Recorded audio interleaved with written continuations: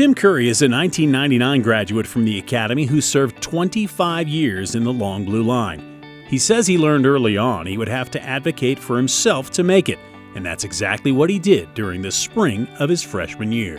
Well, I started last on the depth chart of the cornerbacks, and not only last at my position, but all of the cornerbacks. And I wanted to demonstrate I could do something for the team and be a contributor for the team. So I went to Coach McCombs after the first week, and I said, "Coach, what do I got to do to make number 7 or 8, or, just move up a little bit?" And he said, "Keep doing these things that you're doing. Here's a few more to focus on." So I did those things that week, set up another appointment, go back the next week. "Hey, Coach McCombs, I see I moved up a spot. What do I got to do to move up to the next spot?" And so we did that for 3 weeks straight. Finally, I set up the appointment the 4th week. We started out and he goes, "Are you going to do this every week until you get to number 3, number 1? How long are we going to do this for?" I said, "Absolutely. I want to be number 1. Even if I don't start, I want to know what it takes to be number 1," because I knew, hopefully, I'd have an opportunity to compete as I grew up in the program. By his junior season, Curry had risen to the top of that depth chart and become a phenomenal special teams player as well. He still holds the record with 9 career blocked kicks.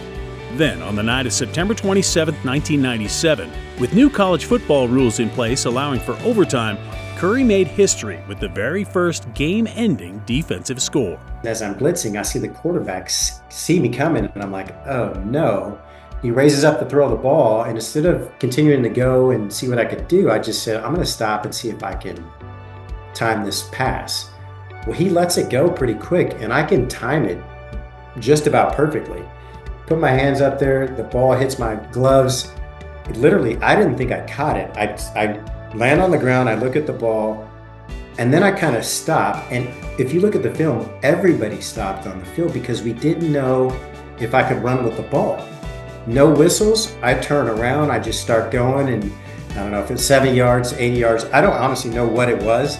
All I saw was a receiver running as fast as he could to catch me, and I made it to the end zone and scored overall. The first person to get to me was Chris Gizzi, who went on to be an NFL player.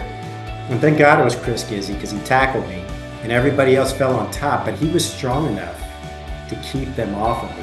And he goes, "You doing okay?" And I go, "I can't breathe." The very same traits that led to plays like that bolstered Curry's Air Force career, which included being a part of the team that ended the life of a particular United States adversary. And people see movies and they read books, but if you peel that back in terms of what we do at the Air Force Academy and what the Academy does to develop leaders and people that have to be willing to go toward harm, put themselves in harm's way. If somebody's shooting, it's not a natural response to say, "I will head toward the shooting overall." The technology is exquisite. America is second to none, although others are trying to catch us, but the difference is really our people.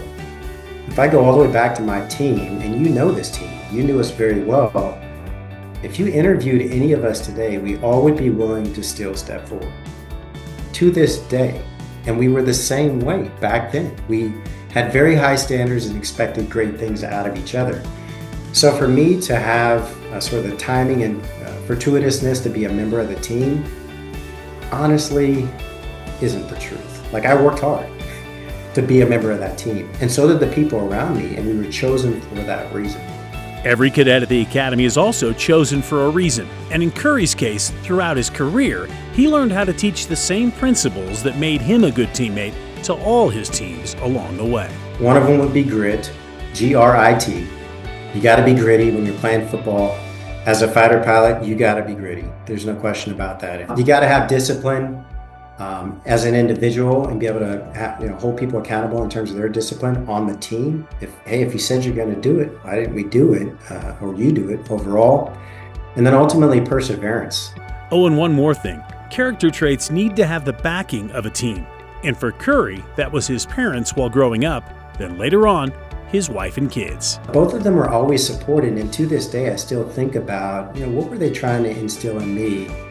And it was a service mindset of serving other people. They both were believers, Christians, They ingrained in us that, this is a life that you do with family and with others. There are some people that are less fortunate.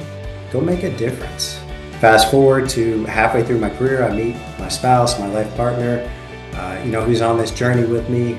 Jenny's my best friend, and then lo and behold, we have 4 little kiddos, and we had all of those kids while I was in service.